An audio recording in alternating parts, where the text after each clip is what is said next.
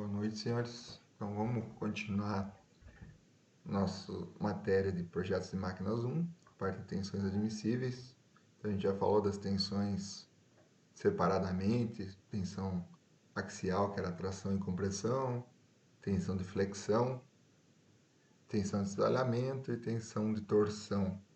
Depois a gente começou a combinar elas. A gente falou na última parte sobre os materiais dúteis. Então lembre sempre que os materiais dúteis rompem principalmente por causa de cisalhamento.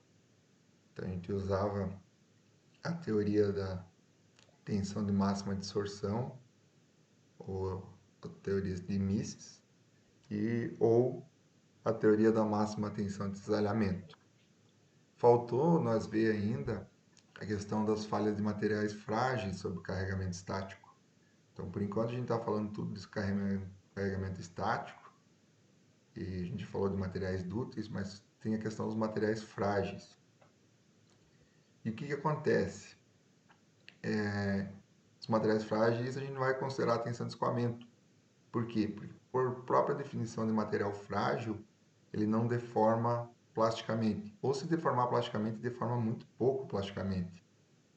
Então, geralmente, quando o material frágil rompe, ele não deformou plasticamente, ele simplesmente rompeu.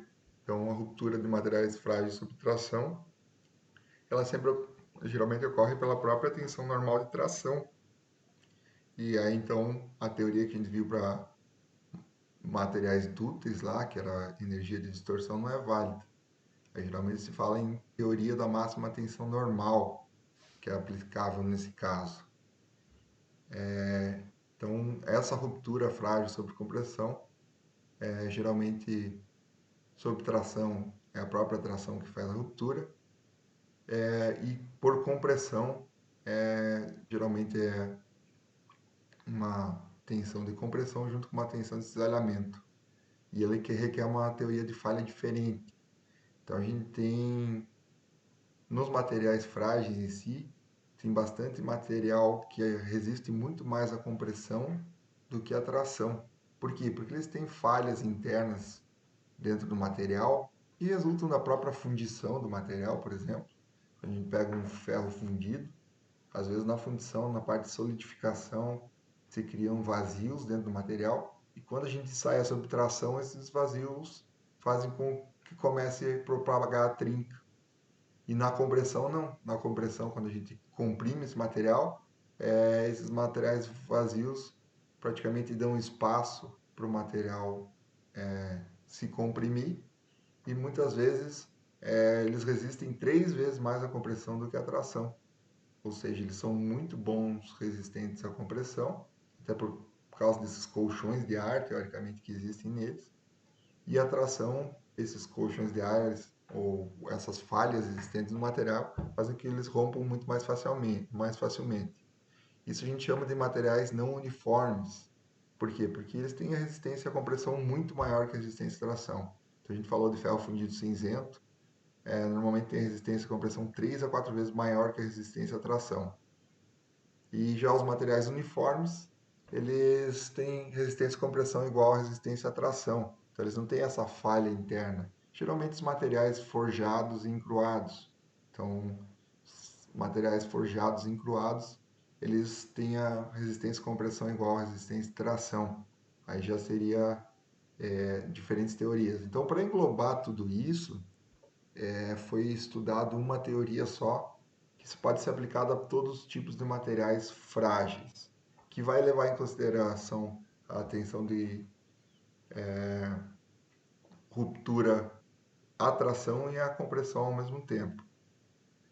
Então, geralmente, alguns materiais fundidos frágeis também, que a resistência à tensão de cisalhamento pode ser muito maior que a resistência à tração, e isso é totalmente diferente dos materiais dúteis. Então, por isso que a gente está usando outra teoria. Se a gente jogar lá no círculo de Moore, a gente vê o material uniforme, e quer dizer o material uniforme. Por exemplo, um material forjado, para material frágil forjado, a tensão, o que ele resiste ao teste de compressão, basicamente é a mesma coisa que ele resiste ao teste de tração.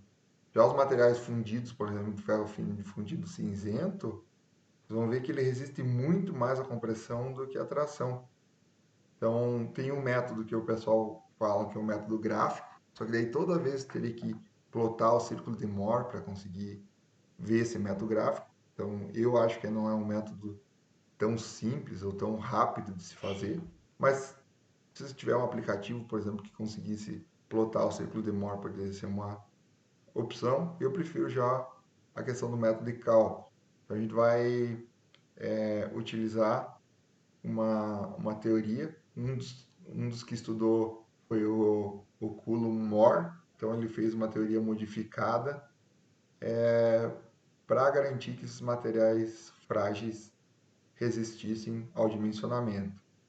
Então, Dowling, em cima dessa teoria de Coulomb-Moore, ele desenvolveu, além dos cálculos que a gente fazia antes, não sei se vocês lembram, mas a gente calculava a tensão máxima de cisalhamento e depois calculava sigma 1, sigma 2, sigma 3.